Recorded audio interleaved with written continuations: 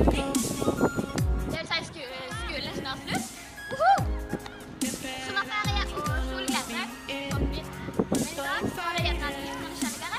Det er cirka 2 grader i jorden. Og så, ja, det blåser.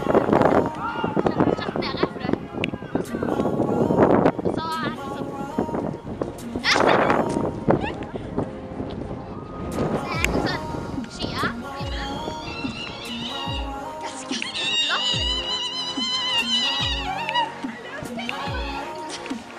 Alle er glad for liten skole. Ikke det siste mitt, ikke? Det er bare takk. Åh, ja. Men solfritt der ute. Da kan jeg gå ut med kjole og slå uten at det blåser opp. Han feis!